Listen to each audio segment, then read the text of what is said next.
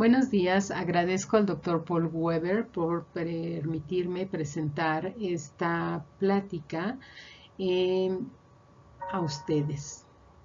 En realidad esta plática es de cómo se llevan a cabo los lineamientos de aislamiento en el Instituto Nacional de Pediatría. Yo soy la doctora Hilda Hernández Orozco, soy secretaria técnica del Comité de Infecciones Asociadas a la Atención de la Salud y soy coordinadora de la Unidad de Vigilancia Epidemiológica Hospitalaria de Prevención y Control de Infecciones en el Instituto Nacional de Pediatría en México. Tengo como 20 años de experiencia en prevención de infecciones. En realidad, lo primero que tenemos que hacer cuando ponemos políticas o lineamientos de aislamiento en nuestro hospital es medicina basada en evidencias. Basarnos en las guías y normas internacionales. Ustedes saben que hay guías que nos hablan de aislamientos específicamente de ITSA, de CDC, o algunas guías específicas como de esta de clostridioides difícil o de tuberculosis, o estas recomendaciones de COVID-19 para el uso de equipo de protección personal. Entonces, tenemos que basarnos en la literatura nacional e internacional y siempre estarnos actualizando por aquellos cambios que pueden ocurrir para llevar a cabo nuestros lineamientos de aislamiento. Y luego ya tenemos todo este background, sin embargo, tenemos que adoptarlo, pero adaptarlo a nuestro entorno. Entonces tenemos que conocer cuáles son las principales enfermedades infecciosas que atendemos en el hospital, qué tipo de pacientes atendemos, cuáles son nuestros recursos y de acuerdo a ello, entonces a veces tenemos que realizar políticas o lineamientos internos porque no vamos a seguir las guías internacionales. Ya que tenemos estas políticas o lineamientos, tenemos que difundirlos, tenemos que capacitar al personal para que los aplique y vigilarlos, vigilar que se lleven a cabo. Siempre en estos lineamientos o políticas, pues recomendamos que se documente lo ideal y también las modificaciones que realizamos debido a los recursos existentes. Y siempre continuar gestionando para llegar al ideal en algún momento en el futuro, porque pues debemos ser positivos y pensar que todos los hospitales en algún momento vamos a lograr el tener la infraestructura y los recursos adecuados para dar una seguridad total al paciente, a los trabajadores y visitantes. Y aquí en el instituto se determinó cuáles son las principales enfermedades infecciosas que se presentan en la institución para que esos lineamientos tuvieran las enfermedades que se presentan comúnmente. También se indicó pues los aislamientos de acuerdo a la vía de transmisión, como vienen las guías internacionales y nacionales, y se utiliza, ustedes saben, alertas visuales y también documentábamos la notificación en el expediente. Y se llevan a cabo los aislamientos pues de acuerdo con esas modificaciones debidas a los recursos e infraestructura de nuestra institución.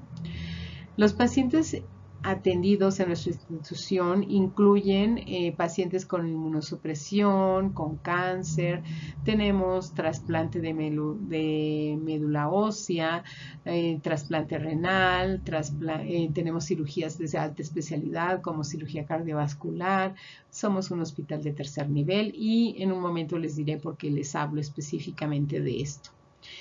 Entonces, muy importante adaptar a nuestra realidad este tipo de lineamientos de aislamientos y, por ejemplo, pues aún no tenemos ambientes con presión negativa para aislamiento de vía aérea en mi hospital, pero ¿qué pasa cuando tenemos un paciente con tuberculosis? Pues lo ponemos en un cuarto individual, mantenemos la puerta cerrada todo el tiempo, el que todo mundo use su respirador N95, el que entre a la habitación el mínimo de personal que sea necesario para atender al paciente.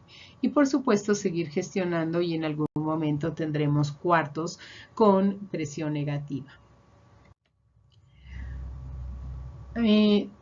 El tener todas nuestras herramientas de acuerdo a estos lineamientos o políticas de aislamiento es que, por ejemplo, nosotros dijimos que lo documentábamos en el expediente, entonces tenemos estos formatos.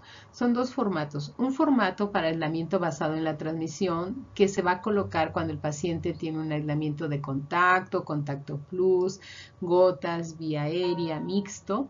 Y el otro es el aislamiento protector, que pues lo vamos a colocar con los pacientes inmunosuprimidos.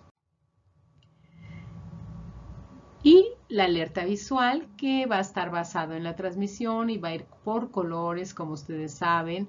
Por ejemplo, el aislamiento de contacto, que como su nombre lo dice, esta enfermedad se va a transmitir al tener contacto, ya sea de un paciente infectado a través de nuestras manos, o si nosotros tuviéramos un herpes labial, nos tocáramos y tocáramos a un paciente sin hacer higiene de manos, podríamos transmitirlo, o tuviéramos instrumentos que estuvieran contaminados. Entonces, este va a ser un cartel amarillo. El contacto plus, que este es específico de Clostridioides difficile, entonces ustedes saben que elimina esporas, que estas esporas se ha visto que se eliminan mayor número si hacemos higiene de manos con agua y jabón. Entonces tiene que es exclusivo higiene de manos con agua y jabón, y ese sería el contacto plus. Luego tenemos el contacto por gotas, que es famoso ahora por coronavirus, por SARS-CoV-2, por influenza, y en el cual sabemos que la transmisión es gotas mayores de 5 micras, que van a distancias de metro, 2 metros de distancia, y este sería el aislamiento de gotas. Luego el aislamiento de vía aérea, que son gotas más pequeñas que pueden ir a mayor distancia, se pueden mantener en el aire, pueden transmitirse a través de aire acondicionado si no tuviéramos los filtros adecuados. Y en hospitales pediátricos tenemos el aislamiento mixto, porque tenemos muchos pacientes con varicela. Entonces te va a ser de contacto y vía aérea, y en hospitales pediátricos es común tener este aislamiento mixto. Si ustedes ven en la parte de enfrente de estos carteles o de estas alertas visuales, pues vamos a tener las indicaciones de que se deben de seguir. El que usted haga higiene de manos, el que usted use una bata, el que usted use una mascarilla quirúrgica en caso de gotas, o un respirador N95 en caso de aislamiento de vía aérea. Entonces va a tener todo esto. Y en la parte de atrás nosotros colocamos las principales enfermedades que deben llevar estos aislamientos, y algunas medidas generales, como qué debe hacer usted si traslada al paciente a un estudio, qué debe avisar al servicio donde se va a trasladar, que de preferencia sea al inicio o al término del turno, si se requiere realizar alguna limpieza específica posterior en el área, que el personal del área esté avisado para que use las precauciones o el equipo de protección que se requiere, el que trata de no movilizar demasiado a los pacientes, solo lo mínimo necesario. Entonces todas esas indicaciones vienen en la parte de atrás y que serían generales para la mayoría de los aislamientos. Y bueno, tenemos el aislamiento protector, que el aislamiento protector lo vamos a considerar una precaución estándar. Y en realidad, si ustedes buscan en las guías, solo está indicado en algunas para pacientes con menos de 500 neutrófilos totales, sobre todo en unidades de trasplante de células hematopoyéticas. Sin embargo, en el hospital se consideró que debíamos proteger a pacientes inmunocomprometidos, porque son pacientes complicados, con diferentes padecimientos, y se realizó un consenso interno con los servicios de infectología, oncología, hematología, inmunología, nefrología y la unidad de trasplantes de células hematopoyéticas, para tener una lista de padecimientos que se les tendría que colocar aislamiento protector. Como ustedes saben, esto sería algo individual solo del hospital, porque es un consenso interno, y bueno, se pone una alerta visual en la cama si es un ambiente común o en la habitación del paciente.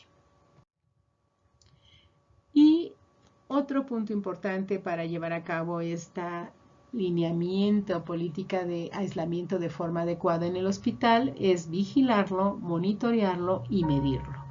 Entonces, vamos a tratar de que todo mundo lleve adecuadamente las medidas de protección de aislamiento y debemos realizar el monitoreo que generalmente lo hace la enfermera de la unidad de vigilancia epidemiológica hospitalaria a los servicios donde está asignada.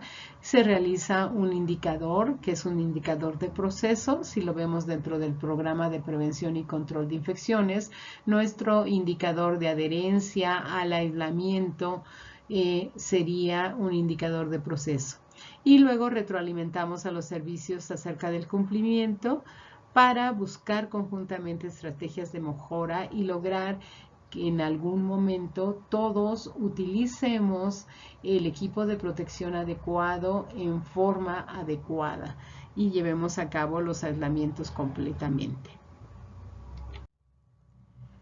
Este es el proceso de aislamiento en el hospital. Llega un paciente y lo primero que vamos a hacer es evaluar si requiere un aislamiento. Entonces, muchas veces el médico o enfermera le avisa a la unidad de vigilancia epidemiológica hospitalaria de prevención y control de infecciones que acuda porque un paciente requiere aislamiento.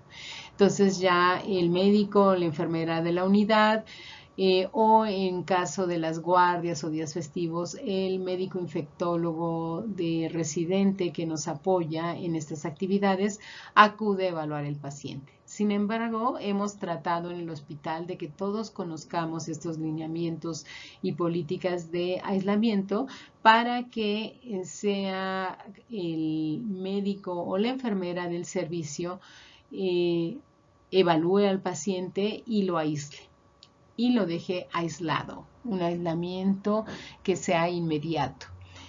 Vamos a tener que decidir el tipo de aislamiento de acuerdo al tipo de transmisión y también el tiempo del aislamiento de acuerdo al periodo de incubación y el periodo de transmisibilidad del microorganismo. En caso del aislamiento protector, en este caso, pues es un paciente por ser inmunocomprometido y lo va a indicar el médico tratante.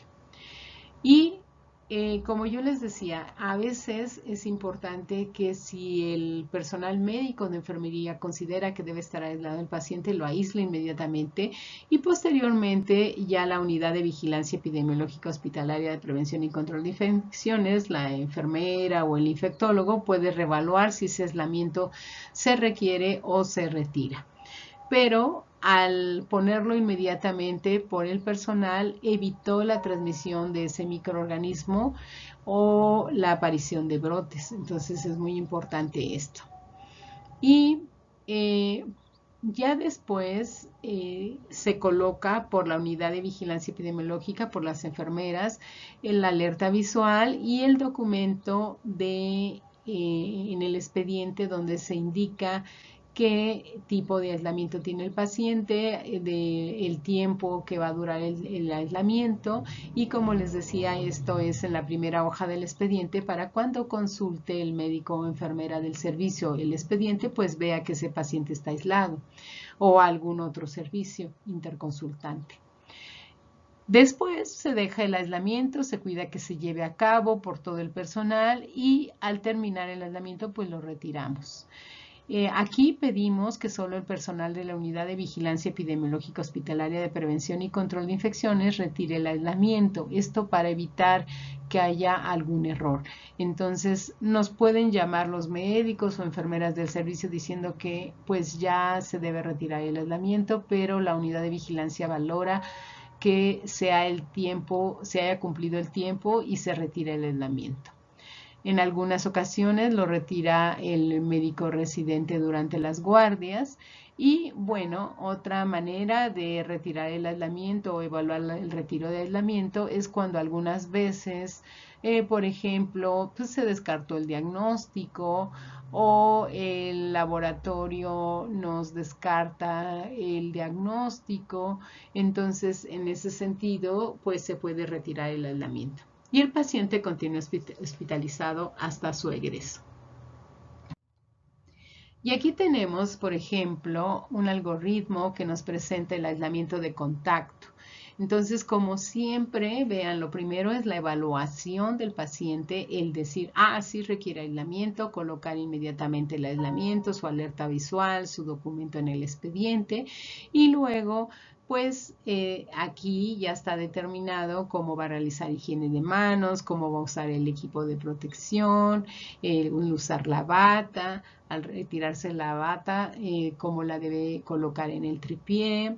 Y aquí tenemos, por ejemplo, las indicaciones de bacteremias multiresistentes MDR, pues a ellas las vamos a aislar, escabiosis, pediculosis, la sífilis con lesión húmeda, las gastroenteritis por norovirus, por rotavirus, la hepatitis A, infecciones de sitio quirúrgico, piel o tejidos blandos con abundantes secreciones, pues a ellos les vamos a colocar un aislamiento de contacto. Entonces, eso es importante. Y aquí, bueno, vamos a hacer higiene de manos al ingresar al ambiente o al iniciar la atención del paciente. Vamos a colocarnos una bata. El que usemos guantes en caso de que tengamos contacto con secreciones o excreciones, realizar de nuevamente higiene de manos, el retirarnos la bata antes de salir de el ambiente o del cuarto y desechar pues los guantes en el lugar correcto.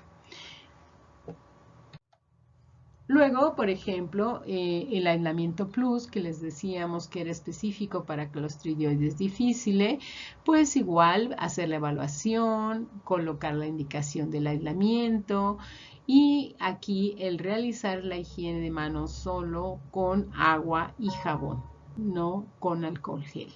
Entonces, en aislamiento por Clostridioides difficile solo realizamos higiene de manos con agua y jabón. Y bueno, pues está indicado, ustedes saben, solo en los microorganismos productores de esporas, ¿no? Este tipo de aislamiento plus. Aquí es importante que, por ejemplo, en nuestros casos de Clostridium difficile, Clostridioides difficile, les damos el valor de muchas veces solo estar colonizados. Sin embargo, que aunque estén colonizados, pues los vamos a dejar aislados porque ustedes saben que muchas veces se siguen eliminando esporas en estos pacientes. ¿Cuándo vamos a considerar que un paciente realmente tiene diagnóstico de Clostridioides difficile? Pues cuando es productor de toxinas. Bueno, el aislamiento por gotas, igual vamos a evaluar al paciente, vamos a colocar la indicación de aislamiento, vamos a tener cuidado el de cómo vamos a usar nuestra mascarilla quirúrgica cubriendo nariz y boca, el adaptarla a nuestra cara y el que realicemos la higiene de manos correspondiente. Y como ustedes pueden ver, la indicación en este caso podía ser por padecimientos de Neisseria meningitidis, hemófilos influenza tipo B, que cada vez se presenta menos por la vacunación de los niños.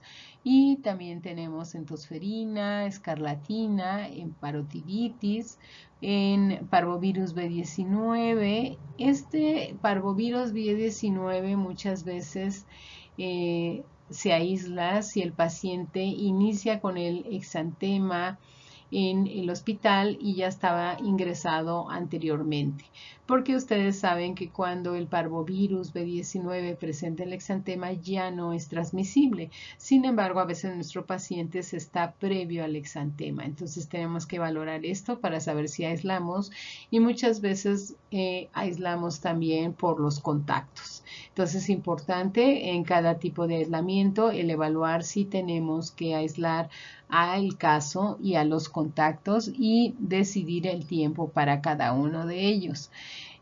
También tenemos rubiola, influenza, SARS-CoV-2 y, bueno, brotes por adenovirus y otros virus respiratorios. Algunas veces estos sería como imposible el aislar los pacientes que tengan infecciones por virus respiratorios, porque tendríamos en invierno aislado todo el hospital prácticamente. Entonces solo se ha decidido que cuando hay brotes se aísle este tipo de infecciones. Es importante también el que, por ejemplo, en influenza tenemos que determinar que se le dé el tratamiento. Porque muchas veces decimos el aislamiento solo va a ser por 5 días durante el tratamiento que se va a dar. Sin embargo, en ocasiones sucede que no se está dando el tratamiento o no se inició cuando se indicó por falta de recursos en ese momento, falta del medicamento. Entonces tenemos que checar realmente que se esté dando el tratamiento para contabilizar el tiempo del aislamiento. Entonces esas son algunas de las cosas que debemos vigilar también. Y luego en el de vía aérea, bueno, muy importante el que mantener siempre la puerta cerrada del ambiente, del cuarto individual, porque va a ser un cuarto individual, el que todo el personal y familiares tenga su mascarilla en N95, que se guarde en una bolsa de grado médico afuera del cuarto con el nombre de la persona que está usando esa mascarilla o ese respirador para que no haya ninguna confusión. Generalmente se usan por turno estos respiradores. Y ustedes saben que el respirador N95 dura hasta 40 horas, o sea, puedes utilizarlo si lo cuidas adecuadamente. Sin embargo, aquí se ha decidido que por turno se cambie. Y otra cosa importante es que a veces aquí los familiares el cuidador primario puede ser el transmisor, entonces si sospechamos, pues a realizarle todos el estudio de COMBE, es realizarle todos los estudios para descartarlo. Y mientras sucede esto, algunas veces si son aislamientos pequeñitos, de pacientes pequeños que no expectoran y que no tendríamos que aislar en hospitales pediátricos, se aíslan por la sospecha del cuidador primario hasta que se descarta este. Entonces eso lo tenemos que tomar en cuenta. Y espero que ustedes en sus hospitales pues sí tengan cuartos de presión negativa. Y el aislamiento mixto, que como les decía es muy común en hospitales pediátricos, y este va a ser por varicela o por herpes diseminado, herpes zóster diseminado, herpes en zóster en pacientes inmunocomprometidos. Entonces es cuando indicamos este tipo de aislamiento y entonces otra vez evaluamos, colocamos la indicación de aislamiento, la alerta visual, la documentación del expediente en la hoja primera del expediente y el cuidado de todo, ¿no? De cómo vamos a hacer higiene de manos, cómo vamos a colocarnos la bata, amarrarnos las cintas, el que usemos la mascarilla quirúrgica, cómo retirarnos la bata y colgarla en los tripiés para evitar que se contamine y que sirva para otros usuarios. En algunos hospitales, yo sé, ustedes usan batas de un solo uso, sin embargo, en nuestro hospital son batas de tela, entonces pues se tienen que reutilizar generalmente durante el turno. Y bueno, en el aislamiento protector, que es muy importante que siempre insistamos con el médico tratante que él coloque el aislamiento y cuánto tiempo va a durar este aislamiento. Cuando el aislamiento, por ejemplo, es con pacientes menores de 500 neutrófilos, pues ahí podríamos tener el parámetro que cuando recupera los neutrófilos podemos retirar el aislamiento siempre y cuando no tenga un tratamiento aplaciante, pero preferimos que el médico coloque cuando vamos a retirar el aislamiento. Otros pacientes, como ven, es con pérdida severa de la integridad de la piel, como el síndrome de Steven-Johnson, la necrosis epidémica tóxica, la epidemiolisis bulosa grave, la fascitis necrosante, cuando tenemos pues algunas lesiones gangrenosas. Entonces ahí está el empéfigo ampolloso, entonces cuando está indicado el aislamiento protector, y tal vez en algunos de estos algunos médicos decidan que no se use mascarilla quirúrgica, por eso es como una variante. Y en cambio en los que tienen menos de 500 neutrófilos, en los que tienen alguna inmunodeficiencia primaria o secundaria, nos piden que sí se utilice tanto la bata como la mascarilla quirúrgica. Entonces por eso lo dejamos abierto a la indicación del médico tratante. También en los pacientes con trasplantes de células hematopoyéticas y trasplantes renales, pues nos indican el tiempo de aislamiento del paciente, el médico tratante. Entonces, eso es muy importante. Entonces, en resumen, podemos decir que cuando llevamos a cabo un lineamiento de aislamiento en nuestros hospitales, pues lo principal es tener escritos estos lineamientos o estas políticas basados en nuestras estrategias en las guías y normas nacionales e internacionales. O sea, siempre tenemos que tener cualquier estrategia que realizamos en prevención y control de infecciones que debe estar de acuerdo a la documentación, a algo que ya está aprobado en un documento, una guía, una norma, para que nosotros podamos aplicarla en el hospital.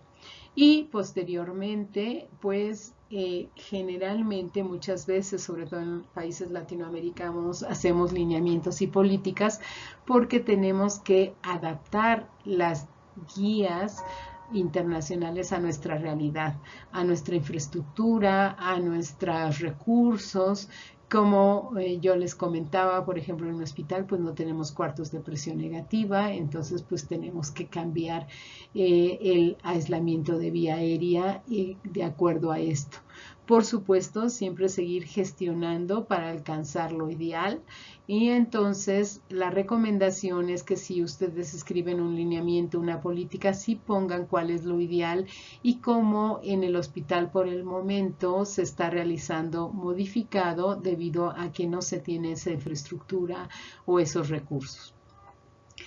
Importantísimo que la evaluación del paciente sea temprana y que todos estemos capacitados, médicos y enfermeras, para poner un aislamiento, y es mejor equivocarnos y dejarlo aislado al paciente de primera instancia para evitar la transmisión de la gente y la que tengamos brotes hospitalarios.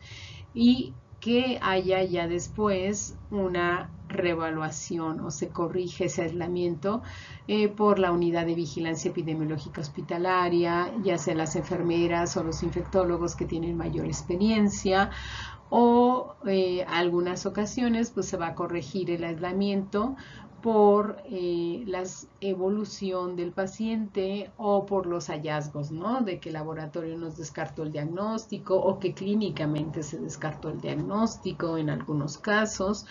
Entonces, pues se retira el aislamiento.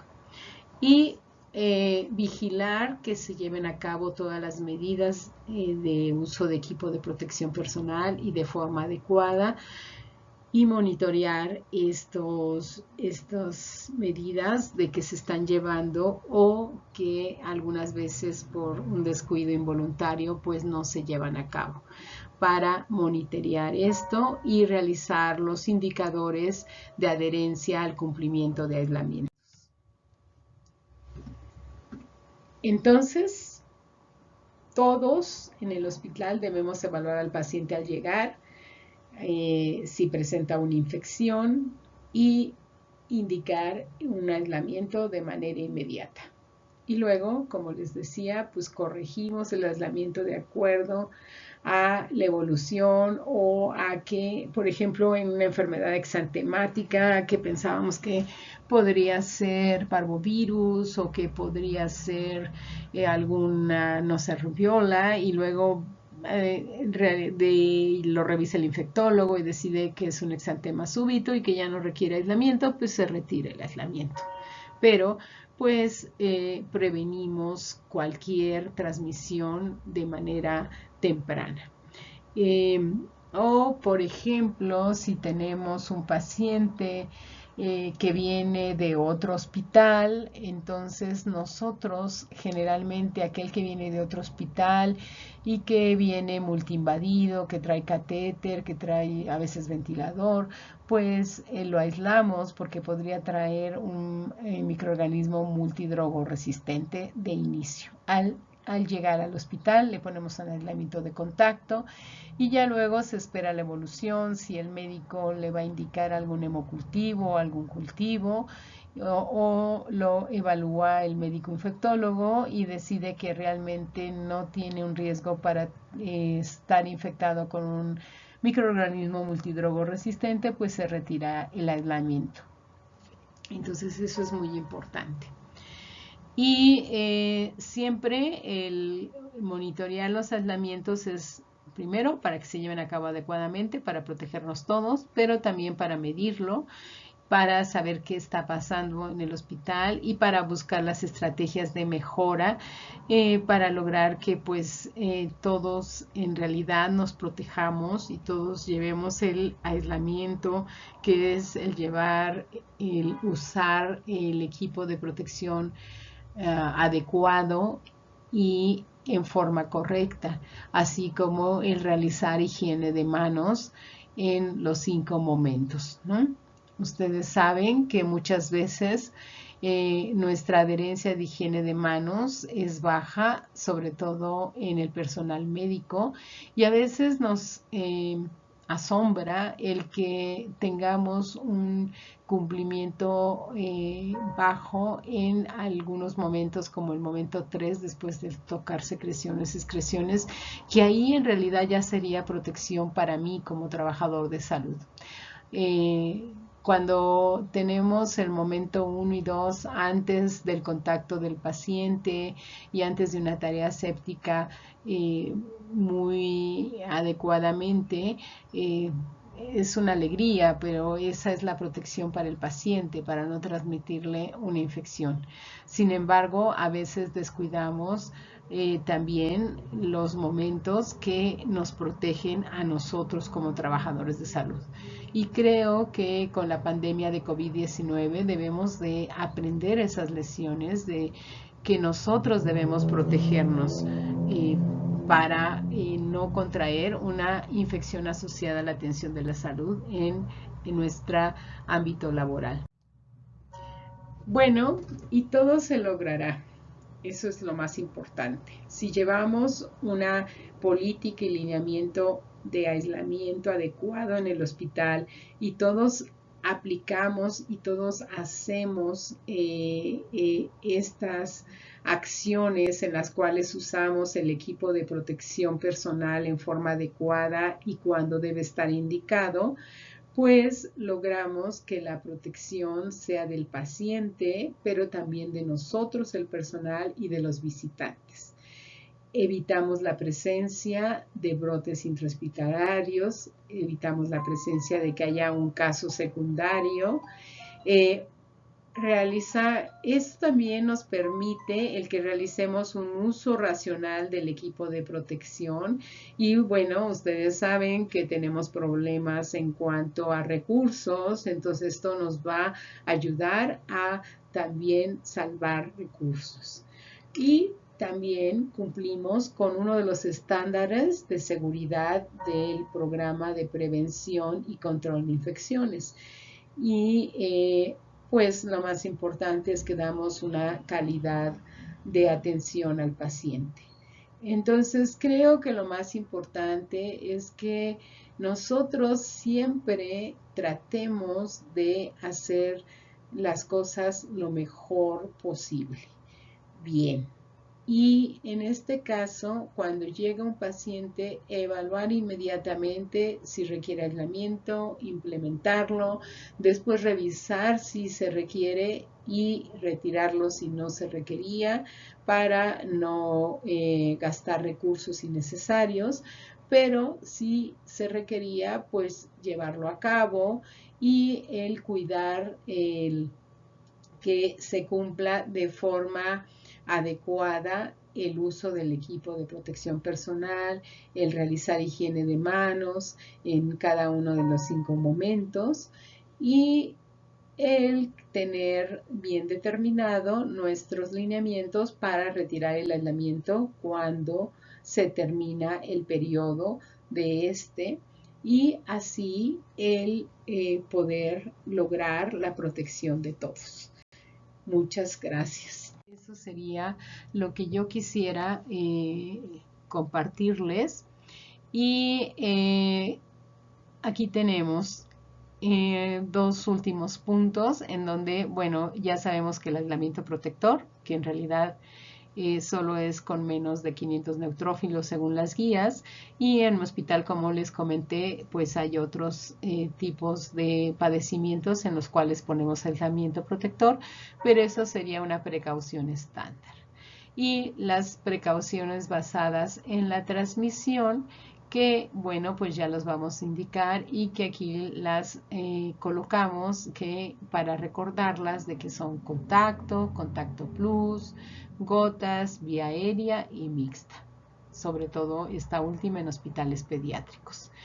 Entonces, con esto quiero concluir, darles las gracias por su atención y espero que les sirva esto para que ustedes seguramente ya tienen lineamientos de aislamiento y sería interesante que ustedes nos compartieran aquí en la plataforma cómo llevan a cabo los lineamientos de aislamiento en sus hospitales, si realizan algo diferente o si quieren compartirnos algunas otras experiencias de prevención de infecciones en la plataforma, pues serían bienvenidas sus charlas.